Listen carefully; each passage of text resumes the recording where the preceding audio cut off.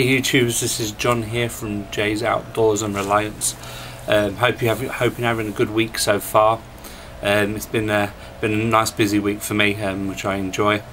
I've been given a few questions to answer by Eternal Novice, so I've decided to do a video response to these questions that he's asked. If anybody has any more questions, by all means I can do some more videos like this as well, but this is a video response to Eternal Novice, and I hope the rest find it informative as well. I've wrote the questions down on the book so I don't forget, because sometimes I can be really bad at forgetting, so forgive me. So the first question he asked was how did you get into prepping? I previously did this question I think over a year now. Very briefly explained why I did it, but I don't mind explaining it again. It was originally from the July 7 bombings in London, where a bus obviously exploded and 2 underground stations as well. A bomb detonated there as well. So I lived literally on the outskirts of London, and at that time my brother worked in London. Thankfully he was on the other side of London, but communications it was hard to get any communications in to London because they had everything on shutdown, and it made me worry that one of my family members might have been in the incident itself. It made me aware of what could happen. Not only, obviously, we always think of a disaster happening further afield. London never really had any attacks after the IRA, obviously. So we all sort of, I suppose you can call it, went on our daily lives like nothing was going to ever happen. But it made my eyes open to the possibility that something could happen, and it could happen literally next door to me. So it got me aware of the situations that I needed to do and why I needed to do it, and I started from there really. I worked on more research and studying than anything. I made my first bag, or survival bag, then many years ago, but I would say full-time prepping probably 2009 I went into more full-time.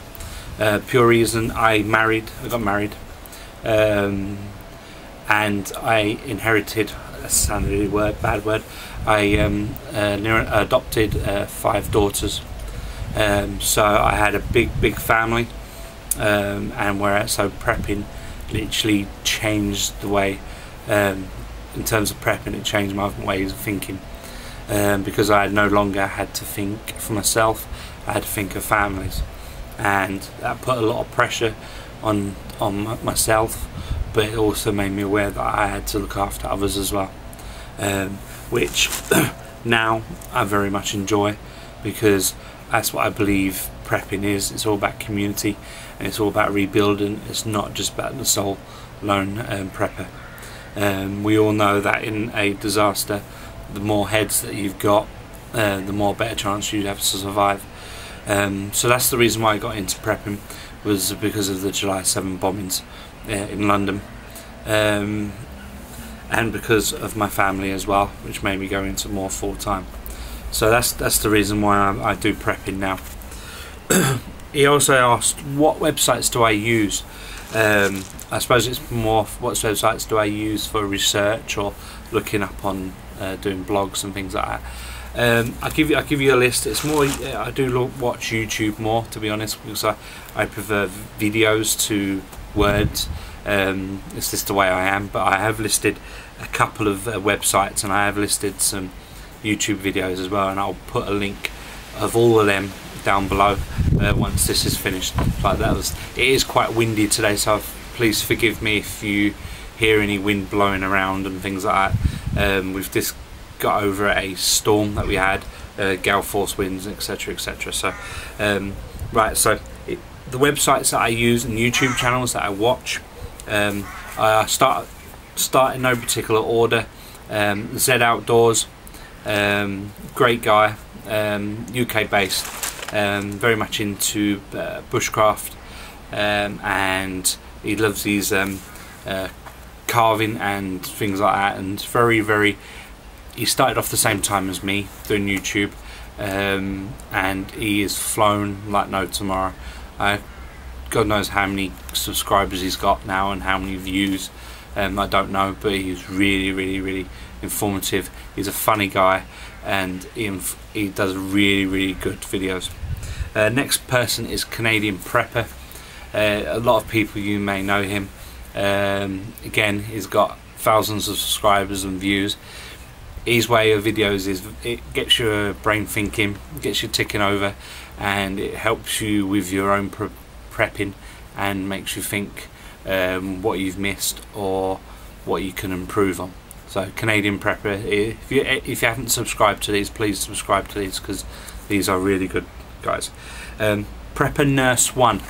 This guy, I've only been watching for about 2-3 weeks now. Awesome guy, very informative, and very much sort of a reliance homesteader, and very much into prepping as well. The videos that I've watched so far are very good. I do recommend him to subscribe and watch his videos. The Patriot Nurse. She's American based. I've subscribed to her for well over a year now. Very good. She's a full-time practical nurse. She does courses over in America to help people to become more informed in nursing and in first aid and things like that. She explains everything in detail. She does have a wit to her.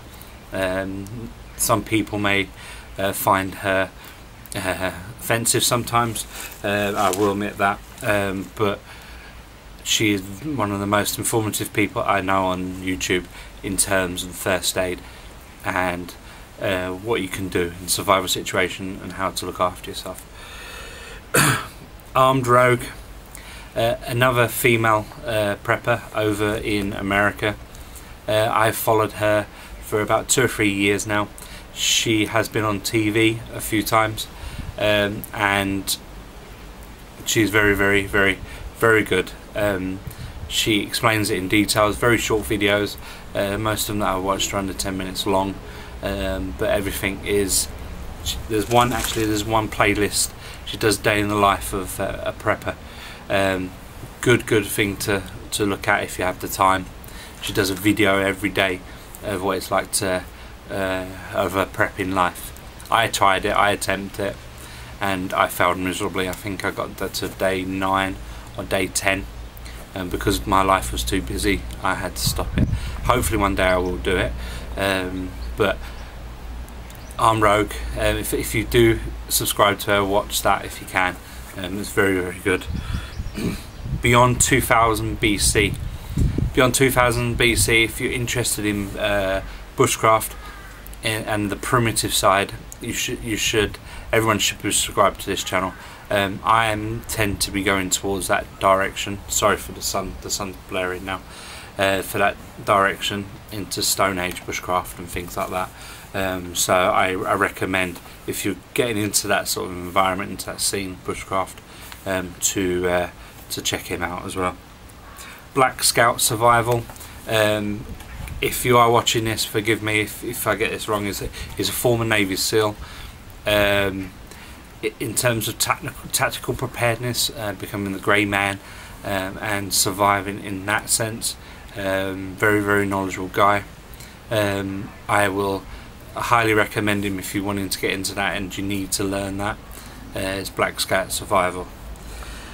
The 4 websites that I have or listen to or look up on my information, it's a mixture of preparedness and bushcraft, because I do both. They're both near enough the same. It's Survivopedia. This site I've used for years. It has its own blogs on there, but it transfers blogs from other sites and puts them on there. So it's a massive site with tons of information. So that's Survivorpedia. UK Preppers Guide. If you are a UK prepper, survivalist, or someone in Alliance, go over there and check that website. Again, tons of information, all UK based.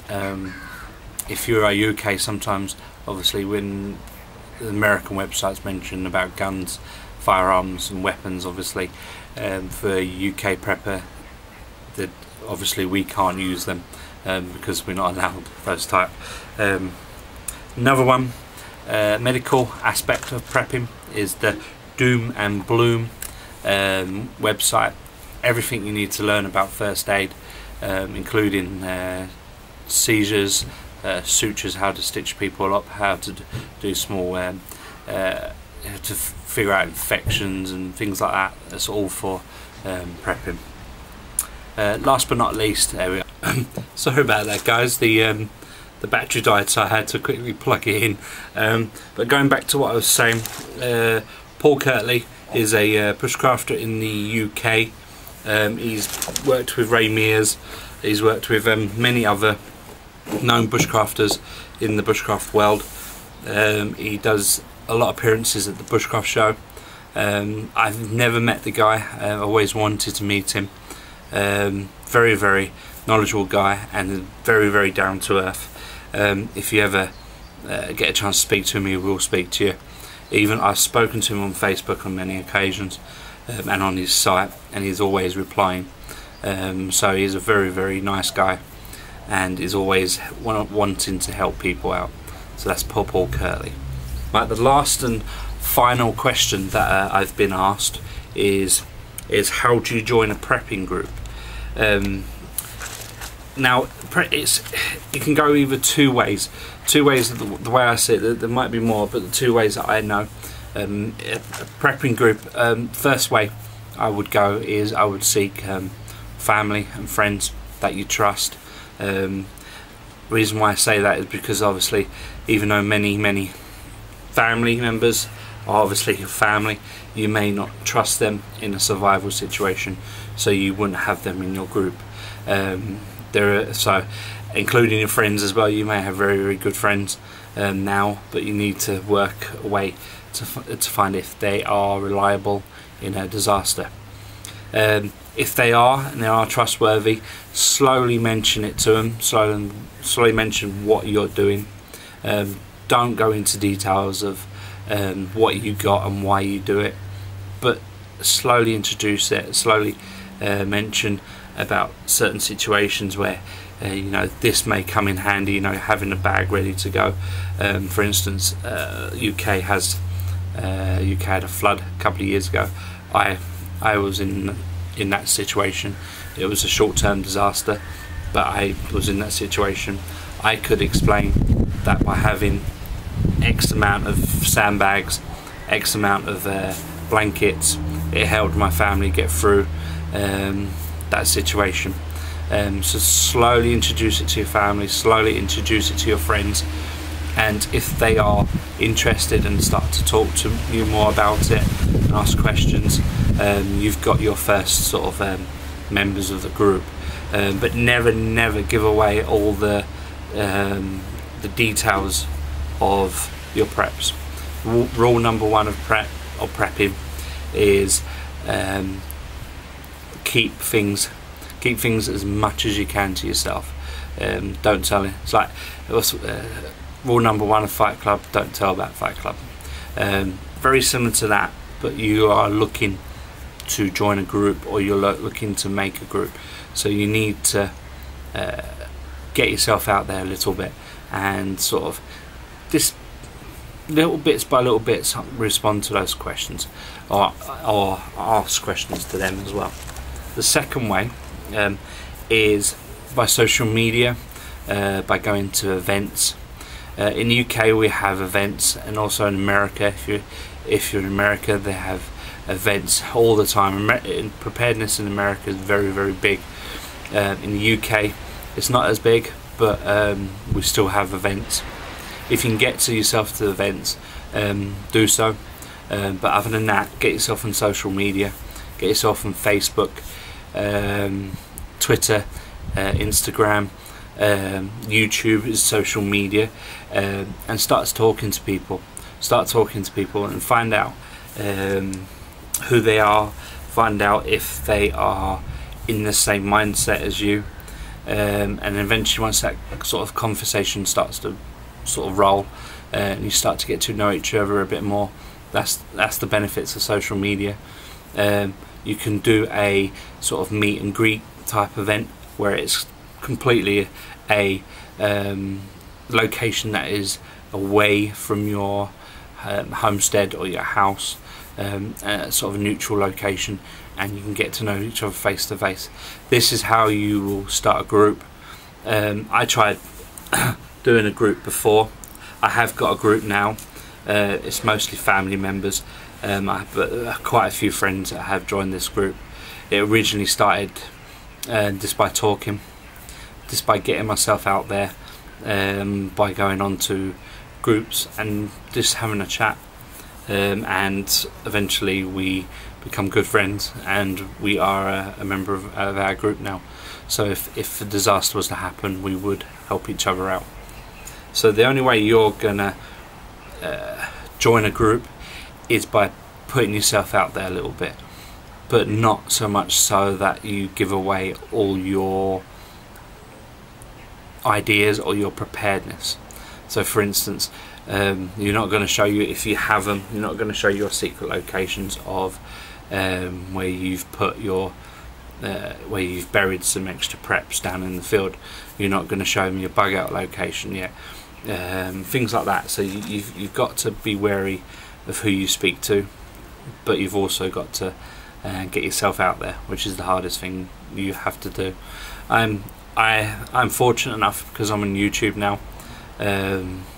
Few people know me, so they come up to me, speak to me, but that's also a downside as well, because when disaster happens, obviously if everyone knows who I am, obviously they know.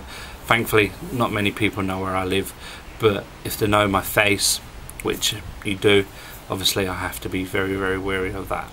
But yeah, the only way you're gonna join a group or be a part of a group is to get yourself out on social media, start speaking to everyone, start talking, or start slowly introducing it to your friends and family. The first one would be a good idea because you know them already, so it'll be a more easier way of creating the group first, so you get the numbers. So if you can manage to persuade family members of about 8 or 9, or hopefully more, then you've got a decent sized group, and then you can slowly approach the social media. So I hope that answered all your questions. If it doesn't, please put any more questions below and I will gladly answer them the best that I can.